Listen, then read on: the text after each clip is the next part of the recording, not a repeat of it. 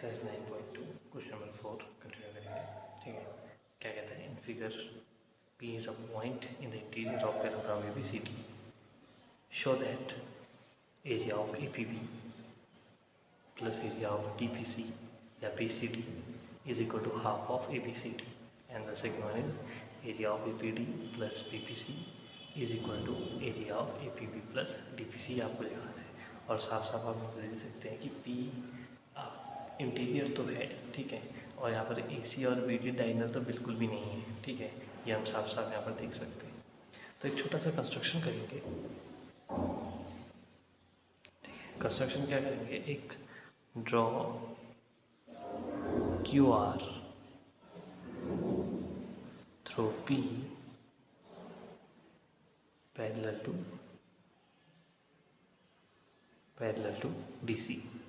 एक लाइन जो इसके पैरेलल है, किसके, DC के थ्रू P। ठीक है, इसको हमने QR नाम दे दिया। ठीक है, अब समझना QR किसके पैरेलल है, DC के। ऑब्वियस है कि AD अगर BC के पैरेलल है तो QD भी किसके पैरेलल होगा, CR के या RC के। तो हम कह सकते हैं QDRC या QDCR इज अ पैरेललोग्राम। इतनी बात समझ आ गई। अब समझना, इन parallelogram ABCD and triangle DPC have same base CD and between same parallels QR and CD. Okay, ABCD not ABCD, QDCR। ठीक है, QDCR, इस QDCR पैरेललोग्राम में QDCR का बेस भी DC ले रहे हैं और DPC का भी BC DC ले रहे हैं और between same parallels DC and QR। तो मैं कह सकता हूँ area of triangle PCD is equal to half of area of QDCR। ठीक है, ये टर्म हमने पढ़ी थी। ऐसे ही आप कह सकते हो parallelogram ABRQ and triangle APB have same base AB and between same parallels AB and QR। तो आप कह सकते हो यहाँ से area of triangle APB is equal to half of area of ABRQ। Equation 1, equation 2। Okay, now just add equation 1 and 2। तो यहाँ से area of APB plus area of PCD is equal to, इन दोनों में हाफ कॉमन ले लेते हैं, अंदर क्या होगा, area of QDCR plus area of ABRQ।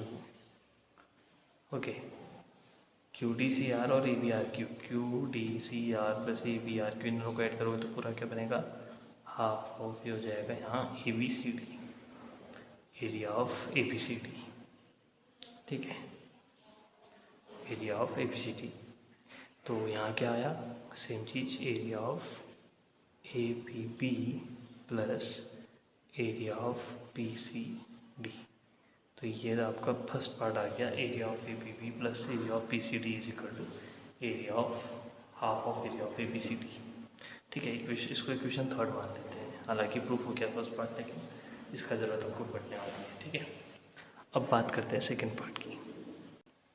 तो आप यहाँ पर देख सकते हैं, जैसे हमने QR पैरेलल ड्रॉ किया, ठीक है, वैसे अब हम क्या करेंगे, एक यहाँ से पैरेलल ड्रॉ करेंगे। ठीक है, इसको कह देते हैं, इसको चलो EF कह देते हैं। ठीक है, तो ये एक और कंस्ट्रक्शन करेंगे for part second draw EF through P parallel to AD। तो हमने क्या किया, इस AD के पैरेलल एक EF लाइन ड्रॉ कर दी। अब सेम काम जो हमने पहले किया वही काम यहाँ भी करेंगे। तो आप कह सकते हो कि EF पैरेलल AD और ऐसे ही AE पैरेलल DF। तो आप यहाँ पे कह सकते हैं AEFD is a parallelogram. Now AEFD and APD have same base,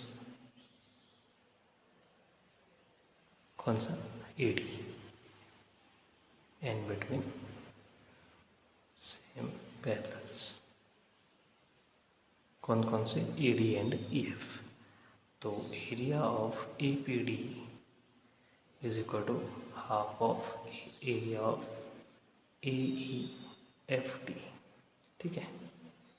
similarly मैं ये कह सकता हूँ एरिया ऑफ CPB या BPC, similarly area of BPC is equal to half of area of क्या होगा BEFC। ठीक है।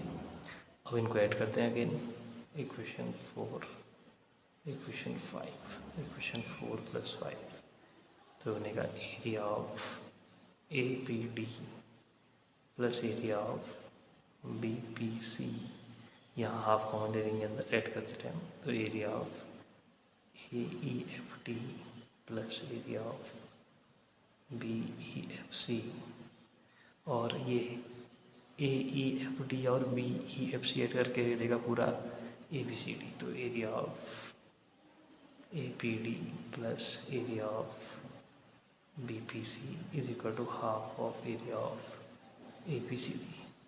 और इससे पहले हमने इस ABCD, हाफ ऑफ ABCD को किसके इक्वल किया था, यहाँ पर देख सकते हैं आप, हमने ABCD को किसके इक्वल किया था, इसके इक्वल। तो अब अगली लाइन में हम area of APD plus area of BPC या PBC इज इक्वल टू क्या लिख देंगे, area of APB plus area of PCB from equation 3 part हम यहाँ पर कह सकते हैं। ठीक है। आप देख सकते हैं यहाँ पर को APB प्लस PCD किसके इक्वल है, हाफ ऑफ ACD। तो हाफ ऑफ ACD की जगह हमने यहाँ पर क्या रख दिया, ये वाली बात रख दी, उठा के ये वाली बात पूरी। तो यही बात हमको सेकेंड पार्ट में प्रूफ करनी थी। ठीक है, समझ में आ गया होगा, सिंपल सा क्वेश्चन था। बढ़ते हैं नेक्स्ट क्वेश्चन की ओर। क्वेश्चन नंबर 5 देखते हैं। तो ये कहता है in figure PQRS and ABRS are parallelogram and X is in any point on BR. Okay, show that area of PQRS equal to area of ABRS, area of PQRS equal to area of ABRS, and area of AXS is equal to half of ABRS, sorry half of PQRS। ठीक है। तो simple सा question है, ज़्यादा problematic question नहीं है। ठीक है, देखते हैं। तो सीधे प्रूफ पे आते हैं। ठीक है, इसमें ज़्यादा कंस्ट्रक्शन वाला काम है नहीं।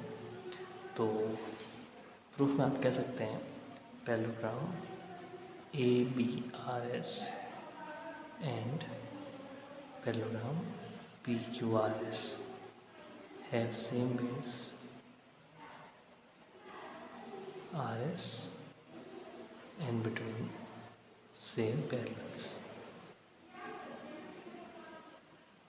ओके, तो आप कह सकते हो area of ABRS is equal to area of PQRS। ठीक है, this is your first equation and first part also. Okay, now come to the second part. आप कहेंगे ABCD ABRS and AXS have same base is and between same parallels. तो यहाँ से क्या होगा, area of AXS is equal to half of area of ABRS। But हमको ये तो प्रूफ करना नहीं था, हमको तो ABRS की जगह क्या रख चाहिए, PQRS। तो हम फ्रॉम इक्वेशन 1 ABRS की जगह PQRS रख सकते हैं, ठीक है। So now area of AXS is equal to 1/2 area of PQRS, ठीक है। तो आप कह सकते हो फ्रॉम इक्वेशन 1। तो ये बात होगी सेकेंड पार्ट, ठीक है। बात करते हैं लास्ट क्वेश्चन की। Okay students, question number 6, last question यहाँ पे आप देख सकते हैं। क्या कहता है, a farmer was having a field in the form of a parallelogram PQRS। A farmer was having a field in the form of parallelogram PQRS. She took any point A on RS and joined it to points P and Q. In how many parts of the field is divided? What are the shapes of these parts? And the farmer wants to show wheat and pearls in equal portion of the field separately. How should she do it? तो आपसे कहा एक farmer है जिसके पास क्या है, एक PQRS shape में पैरेललोग्राम के शेप में उसके पास क्या है, फील्ड है, ठीक है। तो आप यहाँ पे देख सकते हैं, ठीक है। तो एक पैरेललोग्राम शेप में हम यहाँ पर फील्ड लिख देते हैं,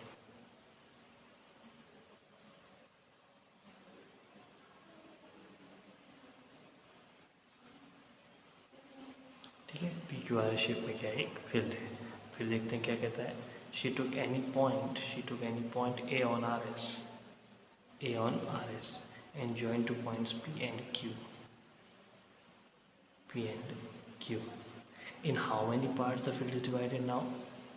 So answer is 3 parts, ठीक है, 3 parts. And what are the shapes of these parts? Triangular,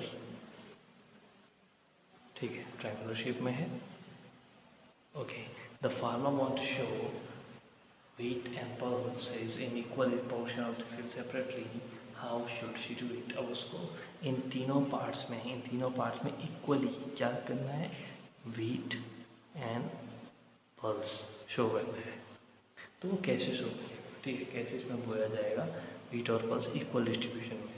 तो उसके लिए सबसे पहले आप तो ये एक बात कह देंगे कि triangle APQ and parallelogram PQRS, ठीक है। APQ एंड पैरेललोग्राम PQRS का सेम बेस है PQ, बिटवीन सेम पैरेलल्स। तो आप कह सकते हो कि area of triangle APQ is equal to half of PQRS, ठीक है। एक बात आप तो ये कह सकते हो, और एक बात आप और कह सकते हो कि ये पूरा ये APQ हाफ ऑफ PQRS के इक्वल है। इसका मतलब बचा हुआ हाफ, बचे हुए जो 2 ट्राइंगल्स का सम है वो भी किसके इक्वल होगा, हाफ ऑफ PQRS के। या फिर मैं ये कह सकता हूँ कि area of triangle APQ is equal to area of APS plus area of ARQ,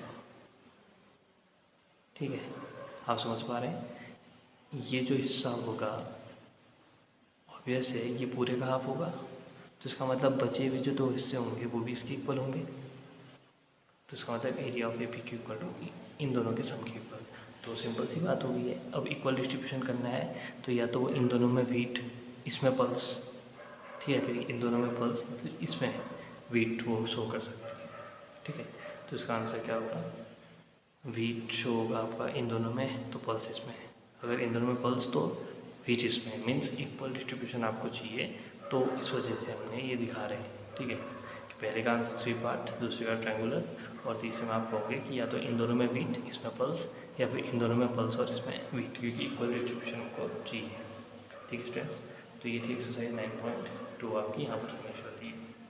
okay, then in next video we will start 9.3, but before 9.3 we will do some of the theorems. Okay, thank you.